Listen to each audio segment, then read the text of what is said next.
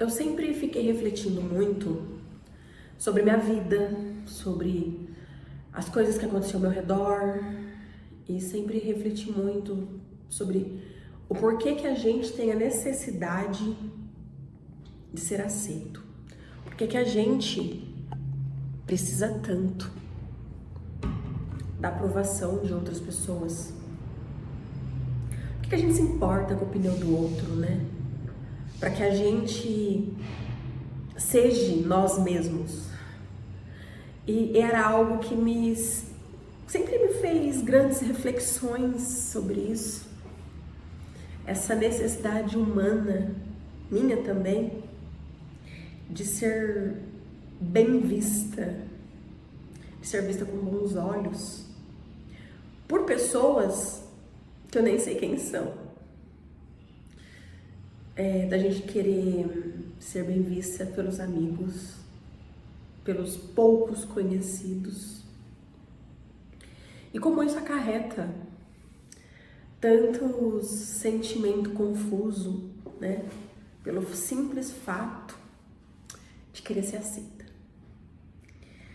E eu sempre fiquei em algumas situações desconfortáveis, exatamente por não ser aceita. Então eu tenho que voltar no lugar ou estar com pessoas das quais eu sabia que eu não era aceita, de ter que trabalhar em um lugar onde tem funcionários que não me aceitavam e ter que conviver assim, de uma forma leve, sem me dar crise de ansiedade antes de ir até esse local, ou sem me dar a crise de ansiedade lá, né, no local de fato. Então é algo que sempre me fez pensar muito sobre o porquê essa necessidade humana de ser aceito, o porquê interessa tanto a opinião do outro, já que a opinião é do outro, não é minha. Porque quando eu sei quem eu sou, quando eu me conheço, a opinião do outro não importa. E aí, aceitação. Certa vez, eu vi uma conduta médica não adequada. E como eu fazia na época parte da diretoria do hospital, então eu comentei com o provedor do hospital e com a diretoria de que estava acontecendo algo desagradável que eu tinha presenciado no pronto-socorro, que estava impactando na vida dos pacientes. E aí, passou uns dias, teve uma reunião, e quando terminou a reunião, a parte da diretoria que saiu viu o médico fazendo aquilo que eu tinha comentado que ele fazia. O provedor quis brigar com ele, discutiram e tal, e ele acabou sendo demitido por conta do mau comportamento dele, porque estava impactando naqueles pacientes. Ele deixava as pessoas lá e ia dormir. E o pior, funcionário pactuando com aquilo, sabe? Então eu comentei e enfim, e ele continuou fazendo, outras pessoas viram, o provedor viu, enfim, ele foi demitido e eu virei pauta. Virei pauta no Facebook, não tinha Instagram na época ainda. E uma funcionária do hospital deixou um texto imenso, assim, sabe quando você abre que tem uma página falando de mim? E outros funcionários do hospital falando de mim. E pessoas que não eram de lá ajudando a falar de mim. Nossa, eu recebi aquilo como uma bomba. Não, mas assim, uma bomba assim, de Hiroshima. Porque eu não entendia como que aquelas pessoas que não me conheciam estavam dizendo aquelas coisas horrorosas a meu respeito. Eu literalmente virei uma bruxa. E coisas horríveis, assim, sabe? E eu não compreendia por que que aquilo me afetava tanto, me fazia chorar. Hoje, quando eu olho para essa história, eu vejo que ela é pequena. Também entendo que a opinião daquelas pessoas não tem valia nenhuma, que a opinião é delas, não é a minha opinião a meu respeito. Só que hoje eu sou outra pessoa. Hoje eu analiso de forma diferente. Hoje eu tenho maturidade e conhecimento para saber que aquela pessoa que falava de mim no Facebook, ela é tão doente quanto todas as outras que comentaram e quanto ao médico que fazia o que não deveria fazer. Hoje eu tenho essa clareza, mas na época eu não tinha. Na época eu simplesmente queria ser aceita, queria ser legal, queria ter amigos, queria fazer parte de turminha. Ué, queria ser a boa menina? E não fui. Eu virei uma vilã e aquele médico virou uma vítima minha. Um médico tão bom, demitido por minha causa. E não foi por minha causa, foi porque ele não tinha um comportamento legal, outras pessoas viram e o provedor do hospital eu também. Inclusive quis bater nele aqui naquele dia. Enfim. E eu então fui a sensação do final de semana. Minha cidade é pequena e eu virei a bola da vez. E o fato de virar a bola da vez, eu não soube lidar com a situação, então eu passei a chorar. Comecei a chorar na sexta-feira, fui parar de chorar no domingo. Emagreci 3 quilos, eu comia e quando eu lembrava eu chorava. Tava lá assistindo um filme, eu lembrava e chorava.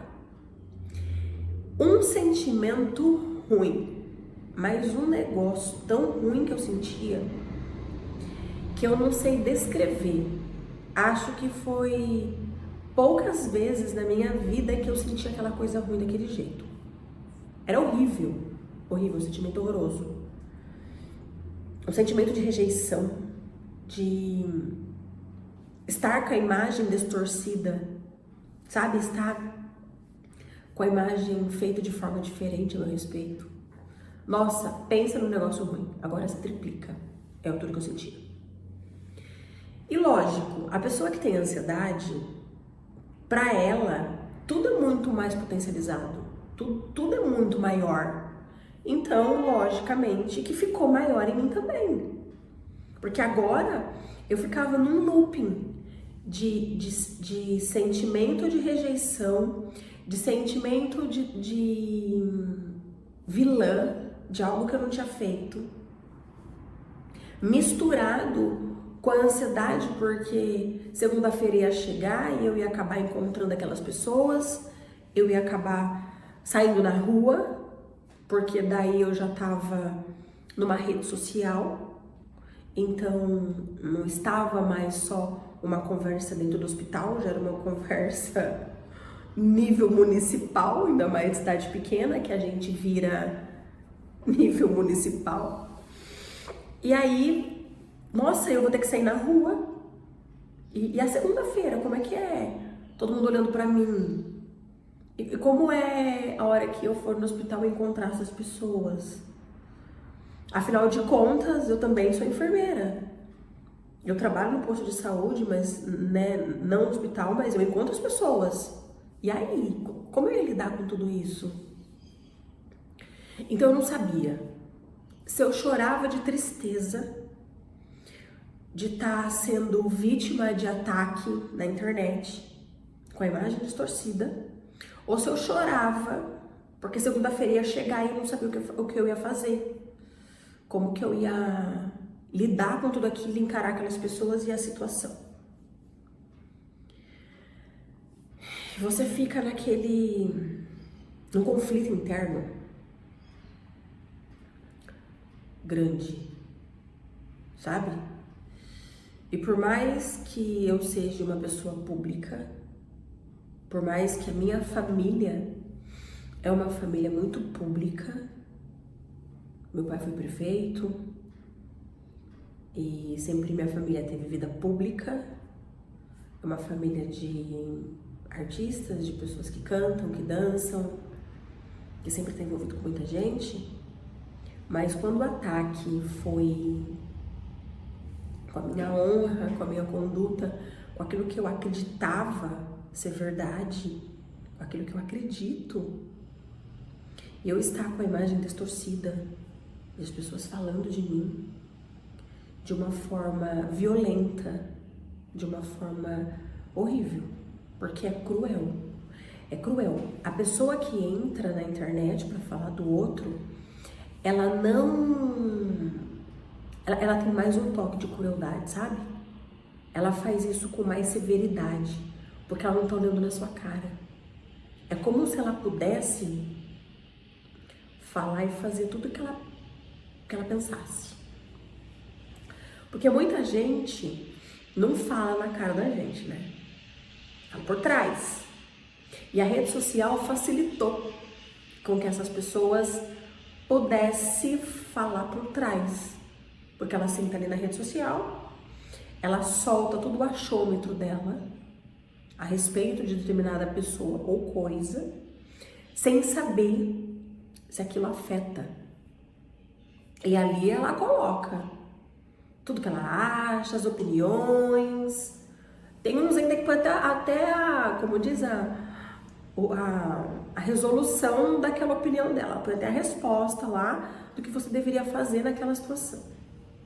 Só que o outro lado atingido, as coisas não são bem assim, né? Porque você constrói uma história, você tem profissão, você tem família, você tem filho, você tem tudo aquilo que você construiu há anos, você tem a sua verdade. E de repente você tá lá de forma errônea, né? É como se você estivesse no lugar errado, na hora errada. E aí, de repente, está sendo bombardeada por um monte de comentários e de coisas sobre a sua personalidade, sobre a sua dignidade, e que você não fez aquilo. E aí eu ficava pensando, mas como pode essas pessoas acobertar uma coisa errada? O cara virou uma vítima, então eu já estava no conflito aí, porque eu já não entendia como isso estava acontecendo. E aí tinha um segundo agravante. E como eu agora virei autora de um crime, do qual o médico foi demitido. Nossa, até tudo isso entrar na minha cabeça, até eu entender tudo isso. Lógico que aquele final de semana eu não consegui entender. Passou muito tempo para eu entender, sabe? Não foi coisa de uma semana, um mês. Foi muito tempo. Muito tempo para que eu entendesse que essas pessoas estavam doentes. Que quando a gente fala da vida alheia, quando a gente ataca a vida alheia, a gente tá doente, né? A gente tá sem a noção do senso, sem o limite do senso, sem o limite das palavras, né? A gente perde o bom senso, né? De até onde eu posso ir, até onde é o meu espaço, até onde é o espaço do outro, né? Só que a questão é, como que eu não vi isso? Como que eu deixei a emoção me levar numa correnteza? Porque era uma correnteza, era um rio muito forte, descontrolado, e eu sendo levada por ele. Como eu deixei isso acontecer? Como eu permiti que essas pessoas me atingissem? Como eu permiti fazer com que aquele final de semana fosse péssimo? Como eu pude chorar tanto? Como eu pude emagrecer só porque eu queria que aquelas pessoas vissem como eu era, olhassem pra mim e falassem: nossa, que menina legal, olha, essa menina é legal, ela é dedicada, e fizesse uma lista de qualidades. E de repente eu estava com uma lista só de coisas ruins. Então foi muito difícil para mim aceitar aquilo, entender aquilo, e ainda mais de uma forma pública. Então eu permiti sofrer. Eu permiti que essas pessoas fizessem mal a mim. Eu abri a porta, a janela da minha vida, da minha alma, e deixei que essas pessoas entrassem e destruíssem tudo. Como se elas entrassem dentro dessa cozinha agora e catassem esses objetos e jogassem no chão. Eu permiti que isso fizesse, que essas pessoas fizessem, entende? Eu permiti que isso acontecesse. E eu permiti de uma forma que foi devastadora. Devastadora porque eu fiquei num looping de sentimento horrível, dos quais me faziam sofrer muito, porque eu chorava, eu tentava procurar respostas para aquilo que não tinha resposta, porque o que essas pessoas falavam e faziam eram delas, é delas. Hoje eu tenho essa consciência de que essas pessoas, elas trocam de alvo, então eu fui um alvo e muito provavelmente hoje tem alguém no meu lugar de alvo dessas pessoas. Mas naquela época eu não consegui ver. E aí a ansiedade, ela faz moradia, né? Ela vem, ela toma uma proporção grande, porque você passa a sentir tudo. Você começa a sentir falta de ar, dor no peito, sensação de desmaio, suor, formigamento nas mãos, nos braços, na face, tontura. E você fica revezando entre o que a ansiedade faz, né? E mais a tristeza de estar naquele lugar. Então você fica com dois problemas instalados, né? Vou dizer três. Você fica com sintomas da ansiedade, você fica com a tristeza de estar ali, né? Tentando achar uma resposta, porque eu não tenho. E esse sentimento de ser rejeitada, né? Porque a rejeição é algo difícil para quem recebe. Então você fica num processo numa loucura. É uma loucura. Porque a cabeça, ela cria, né? Porque algumas coisas são verdades quando dizem a nosso respeito. Neste caso, eram inverdades. E aí eu ficava absorvendo aquilo, aquelas frases, aquelas palavras, e eu ficava recebendo aquilo de pessoas que eu nem imaginava. Então eu ficava lembrando da fisionomia da pessoa e daquelas palavras difíceis, feias, né, ditas a meu respeito. E mais a tristeza, e mais tentando entender, e mais o choro, porque daí você já não sente vontade de comer, porque daí você perde a fome, você tem vontade de ficar quietinha, deitada. As pessoas falam com você não escuta, porque sua cabeça tá em outro lugar, então, por mais que você tá ali vendo um filme, você não tá ali.